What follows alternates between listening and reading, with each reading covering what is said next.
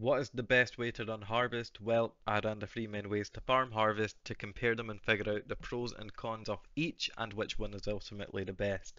The three main methods are Einhar's Memory of the Sacred Grove, Cornucopia Scarab Boss Farming, and Imbued Harvest Crop Rotation. I'll get into more detail on what these strategies actually are and how to do them later on in the video, and then summarise my thoughts on Harvest as a whole in 3.24.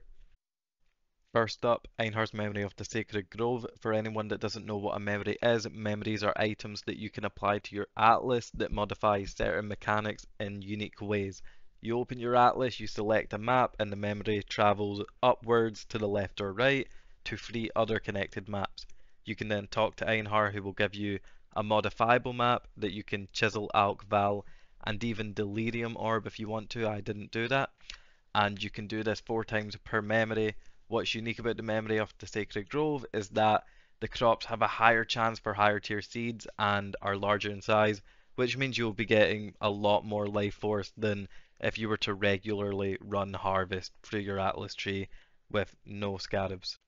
The pros are it's got the cheapest cost per map out of the three at around 60 chaos per memory. It's around 15 chaos per map. Because you can't use scarabs to juice up the memories, that means there's no additional cost, and because you can't use your own maps, that means you save money on buying 8 mod maps too. There's also no need to full clear the map for quant altars, which makes this the fastest runtime out of the three strategies, and it's a low risk. The other two can be sort of a gamble. This is always going to be consistent returns. The cons are they're impossible to bulk buy. If you sort by even 5 memories, they're going to double in price. You pretty much have to buy them one by one, maybe 2 or 3 at a time, or go to a third party Discord to actually buy them in bulk. Also, not being able to use other scarabs, especially with the massive rework scarabs got this league, it was barely a problem in the past, but now it is a massive downside with how powerful and essential scarabs are. Needing to roll your own maps, well, the maps are easier to roll and you'll naturally get higher quantity when rolling them because they're memory maps. It's still a pain to not be able to roll them all at once and then run them back to back to back to back. In 50 maps, aka 12.5 Einhar memories, I made 66,000 primal crystallized life force, 62,000 vivid crystallized life force, and 56,000 wild crystallized life force and free sacred blossom. At the current price of life force, the money I made was around 3,400 chaos minus the 750 chaos investment of 12.5 memories bought at 60 chaos each. That's around 2,650 chaos profit or around 212 chaos profit per memory. The time to run for me was 2 minutes per map, however I'm going to average it to around 3 minutes per map when accounting in map rolling times. So at around 3 minutes per map, 50 maps took 2.5 hours, which means I made around 1,060 chaos profit an hour or around 8 divines profit an hour with this strategy.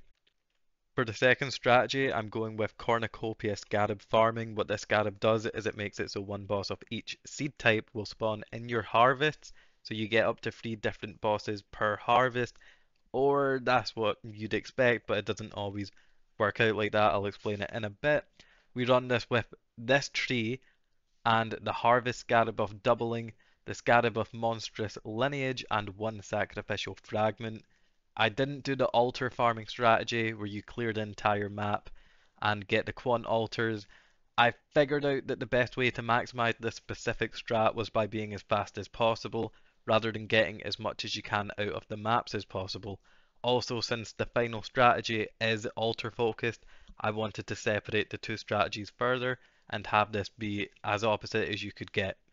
The pros of Cornucopia Scarab farming are no crop rotation / difficult choices to make. You usually just go in, kill your bosses, clear the remaining plots and get out. And it has a high Sacred Blossom drop rate because you're killing so many bosses. This is the best way to farm Sacred Blossoms in the game and they're currently 80 chaos per. The cons of Cornucopia Scarab farming are bosses aren't guaranteed to be in different plots. This means that you're only guaranteed to get 2 available bosses to kill from the Scarab, aka 2/3 of the value that you would expect to gain when using this scarab. Often you would find two differently coloured harvests together in that same plot, both with a boss to kill, and since the chance to not will is only 10%, you'd often lose out on a boss. It feels extremely bad and it adds a pretty large layer of RNG to the strategy that I otherwise thought would be pretty consistent. Killing harvest bosses is a pain in the butt. The animations and waiting is longer than some Uber bosses, and it is overall just not fun. In 50 maps of Cornucopia farming, I got 74,500 primal crystallized life force, 102,000 vivid crystallized life force, 86,000 wild crystallized life force, and 15 sacred blossoms. At the current price of life force, the money I made was 5,890 chaos minus the cost of investment, which was 58 modded maps for 8 chaos each, 50 cornucopia scarabs in bulk for 50 chaos each, 50 doubling scarabs in bulk for 8 chaos each, and 50 monstrous lineage in bulk for 1 chaos each. The total made was 2,540 chaos profit, or 50 chaos per map. I cleared my maps at around 3 minutes per, or slightly longer. I'll estimate the maps to take around 4 minutes for variables like annoying boss behavior and rolling the maps. So at 4 minutes per map, 50 maps took 3 hours and 20 minutes, which means I made 762 chaos profit an hour, or around 5.7 divines profit an hour from Harvest alone. The fact that Einhar memories ended up being better than the Cornucopia scarab farming method surprised me massively, but it's only better because of the cost. We made 3,200 more chaos from this strategy when compared to the memories, but because of the buy-in, we ended up overall making less profit. The reason for the buy-in hike is likely because of Imbued Harvest being so steep, so people who want to run Harvest are looking for the next cheapest alternative, and also because Empyrean made a video on that scarab recently. I could have ran this strategy with quant altars, but when comparing my 50 maps to Empyreans who did run it with quant altars, the life force I lost out on would not have made up for the extra time spent clearing the map. To sum it up, at the current prices, this strategy is in my opinion not worth it. However, it was sitting at 20 to 30 chaos in bulk for almost 3 weeks straight, and at those prices I would definitely recommend this strategy. It's one to keep an eye on and run it when the price is right. Last but certainly not least is the Imbued Harvest strategy. I actually ran 100 of these maps earlier on in the league, and I'll link that video in the description below. But for anyone not familiar with this strategy, it revolves around the Horned Scarab of Awakening. What the Horned Scarab of Awakening does is it allows you to pick a map craft that modifies certain league mechanics in unique ways, and what the Harvest craft does is it guarantees harvest in your map so you don't need to take points on your tree for it, and it also adds a 50% chance for crops to not wilt. When combined with the 10% from the tree and used with crop rotation, you can get some extremely lucky harvest returns. We combine this with the harvest scarab of doubling, the scarab of monstrous lineage, one sacrificial fragment, eldritch altars which we use on Jungle Valley maps. The reason we use 8 modded Jungle Valley maps over any other map is because the map boss doesn't spawn in until you go into it, which means the only altars you can get are map quant altars instead of the quant boss altars. One thing I want to talk about this tree is we're taking reduced chance for yellow plants to grow. The reason we're taking this, obviously, Vivid Life Force is the most expensive life force by far. It's the one you want the most of. However, with crop rotation, I find that if I reduce these two or even just one of these, I don't get enough blue and purples to actually juice up my yellows enough. So I reduce the yellows to hopefully get more blues, more purples, and usually I still get 1, 2, or 3 yellows, and 2 yellows juiced up by 4, 5, 6 purple and blues are going to be much, much better than 4 yellows juiced up by 2 purple and blues. Some tips for actually running the crop rotation: you usually want to clear all the purple ones, then blue ones, then yellows, obviously making decisions on whether or not to gamble on certain plots depending on how many yellows you have left. For example, if you have three yellow crops left and one of them is still attached to another blue/purple crop, then it's probably worth it to do that blue/purple and risk losing the yellow, since you will end up boosting three yellow plots, best case scenario, and the worst case scenario, you lose a yellow but you still boost two. Then let's say you have one yellow left with, 5, 6, 7 tier 3 seeds, aka blue mobs, then it might not be worth risking the 40% chance to lose that plot just to possibly add a couple more mobs to that yellow crop. The pros of Imbued Harvest are it's the harvest strategy, the cream of the crop, the best way to run harvest, and you will make the most life force by far.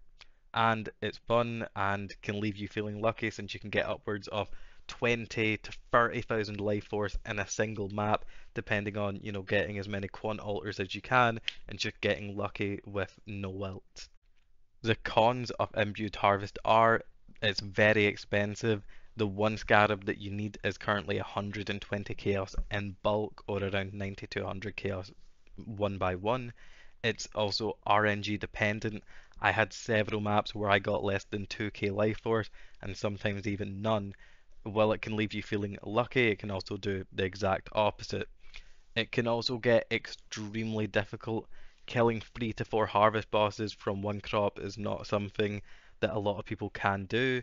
And last but not least, this con doesn't actually affect us right now, however, it may in the future. The pricing of this strategy is at the mercy of other strategies. Since the Horn Scarab of Awakening has a dozen other crafts on it, if those crafts are ever changed or buffed and a strategy is discovered that is more profitable than this one, then the Scarab will become priced around that strategy, and this strategy might not even be profitable anymore. But since this is currently the top strategy for the Scarab, Harvest has the luxury of actually causing that problem rather than suffering from it. So in 50 maps of Imbued Harvest farming, I made 198,000 primal crystallized life force, 264,000 vivid crystallized life force, 87,500 wild crystallized life force, and 5 sacred blossoms. At the current price of life force, the money I made was 10,641 chaos, minus the cost of investment, which is steep. It's 58 modded Jungle Valley maps. Again, you do want Jungle Valley. That's around 8 chaos each. 50 Horn Scarab of Awakenings for 120 chaos each in bulk. You can maybe get some for 100 chaos in bulk currently, but it was 120 chaos when I bought them. 50 Harvest Scarab off doubling for 8 chaos each in bulk, and 50 monstrous lineage scarabs for 1 chaos each. The total profit made was 3,791 chaos, or 76 chaos profit per map. I cleared my maps in around 4 minutes per map. I'm going to average it to 5 minutes because some maps took slightly longer depending on if I got bosses, and it'll also help factor in other downtime like, map rolling and in between maps and buying. So 50 maps took 4 hours and 10 minutes, which means we made 909 chaos per hour or 6.7 divines profit per hour from Harvest alone. So, what's the conclusion? Well, when it comes to Einhar's memories, they're a low investment strategy that surpassed my expectations and at current prices actually edges out the Cornucopia strategy.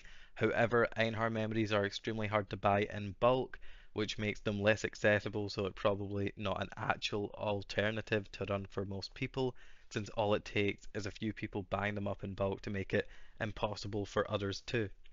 The Cornucopia Scarab is, in my opinion, extremely disappointing, with consistently losing one third of its value to the price being extremely volatile. It makes it the type of Scarab that if you want to run, you have to pay attention to its price and run it at the right time. It's still good money even right now, but in this current league, a juiced up harvest strategy should not be getting outdone by a memory.